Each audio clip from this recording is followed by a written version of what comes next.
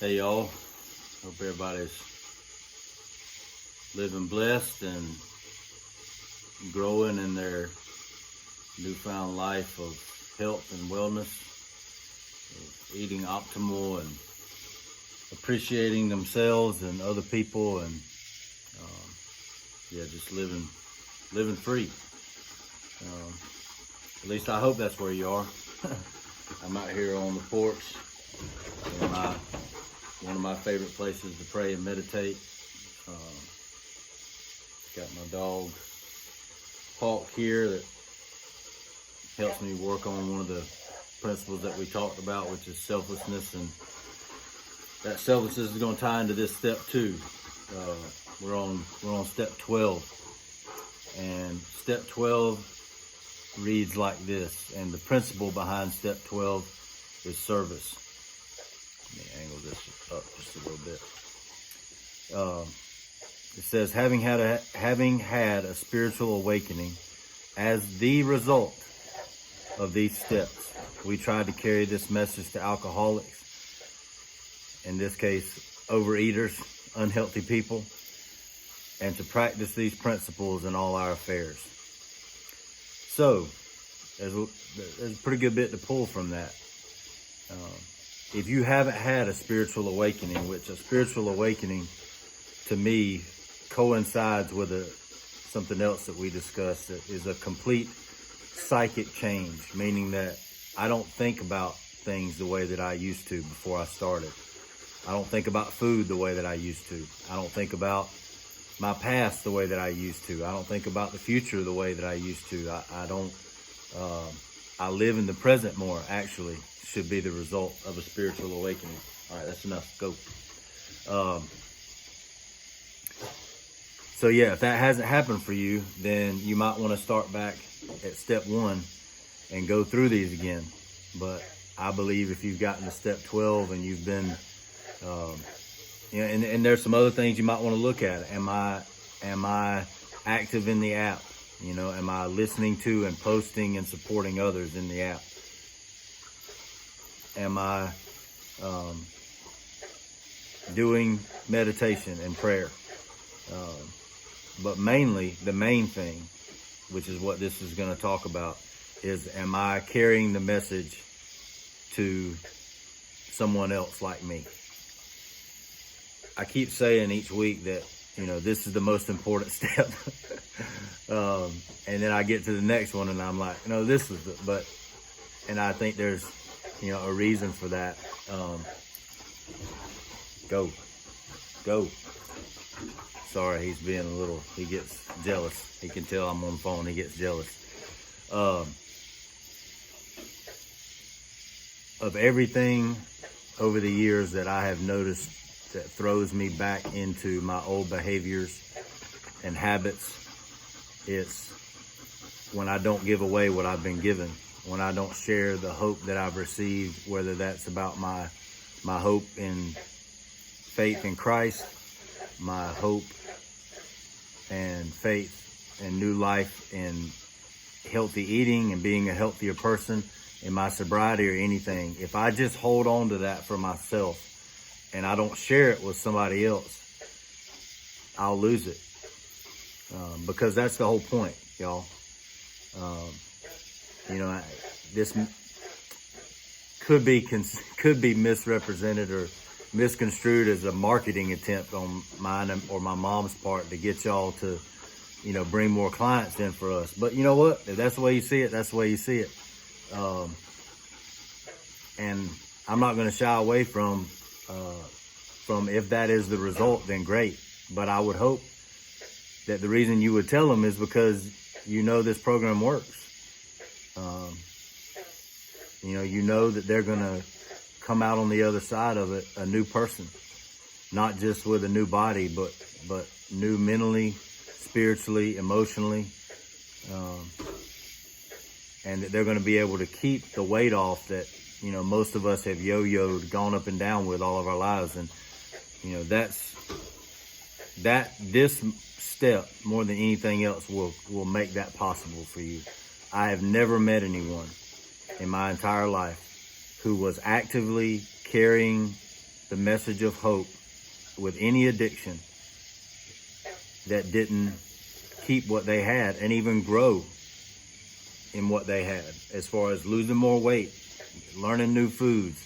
You know, I'm just going to relate this to food, meeting more people that are like you, new recipes.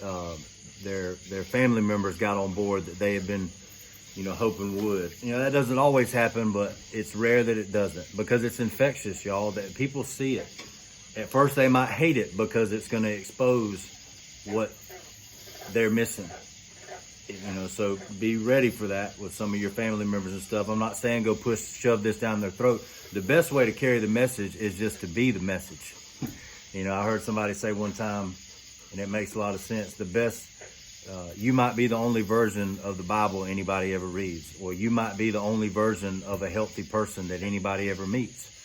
And I don't just mean physically, so the best thing that you can do is just, keep living, doing the things that you're doing, and share, what's going on, especially when someone asks you. But, if you see somebody struggling, in your family, just be gentle about it, and just say, listen, I don't want to step on your toes. I don't want to make you feel shame or guilt or anything like that.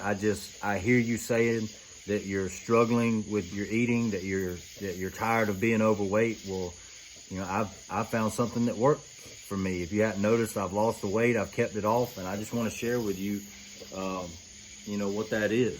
And, you're serving by doing that. You're bringing somebody from death to life. Because I don't know about y'all, but, when I'm not living healthy, when I'm consumed with myself and all my thoughts are about me, I might as well be a dead man. I'm not living the life that God created me to live. So, it says the first line in here, which can pretty much sum up the whole chapter. Again, if you haven't ever picked up a 12 and 12 steps and 12 traditions of AA, and again, you can put the overeating and the food addiction thing right in here with this, and just, if you want to go through and mark it out, if you're not an alcoholic and you can't understand that, go through and mark it out and write in overeater, if that helps with whatever mental block you might have. But it says the joy of living is the theme of AA's 12th step, and action is the key word. Here we turn outward toward our fellow overeaters. It says alcoholics, but I'll throw in overeaters, who are still in distress. Here we experience the kind of giving that asks no rewards. Here we begin to practice all 12 steps of the program in our daily lives, so that we and those about us may find emotional sobriety. So we've all got emotional issues, right? Whether it's alcohol or not. Again, that's what the whole purpose of the 12 steps was created to do, is to give emotional sobriety, because emotional health is spiritual health. Emotional sobriety is spiritual sobriety, is food sobriety, which is really emotional sobriety. Picking up on that, catch that. That's important. When the 12th step is seen in its full implication, it is really talking about the kind of love that has no price tag on it. So I know some of you might say, well, this program costs money. And that's true. It's true. But I can tell you this, if I would do it for free, and I did do it for free for a long time. I did do it for free. And probably, and still do. I have people all the time in the rooms that are in AA and just in life in general, who come up and ask me questions, and I, point them on the right path. But, what we found is that when you put a dollar amount to it, people are more likely to do it. Just like with this halfway house that I'm at now. I'm not saying that this is completely, I'm not saying that AA, this basic principle of doing it without expecting reward or without getting paid, I'm not saying that there isn't some value in that. But what I've found in this day and age, in the age that we're living in, is that when people don't have an investment into something, they usually don't follow through. So it's, why we charge program fees here, when guys pay for their rent here at this halfway house that I'm working at and managing, they tend to follow through, because they want to get the most out of their investment. So again, money is just an exchange of energy. It's just an exchange of value. That's all it is. So anyway, there's a couple more things that I wanted to read in here, and I'll finish this up. Here's a very important thing, paragraph that I underlined. So practicing these steps, this is talking about all 12, we had a spiritual awakening about which finally there was no question. Looking at those who were only beginning and still doubted themselves, the rest of us were able to see the change setting in. Isn't that awesome when you get to see somebody, if you're somebody that's coming back for another challenge after you've already done one or two, and you get to see the new people and you get to see them change? You can't put a price on that. That's the real reward. That's why I would do this even if I wasn't getting paid. For great numbers of such experiences, we could predict that the doubter who still claimed that he hadn't got the spiritual angle, or who still considered his well-loved AA group, or in this case, maybe you've chosen, God, the whole God thing doesn't really G-haul with you, as we like to say in South Georgia. So you've decided to make the group your higher power and you're leaning on us. That's great. That's fine for now. But it says the spiritual angle, and who still considered his well-loved AA group the higher power, would presently love God and call him by name. So you might not have gotten there yet. That's fine. But if you stick around for a while, hopefully you'll start to realize, and I can tell you it's the truth, that this whole God thing is the ticket. It really is the ticket. So yeah,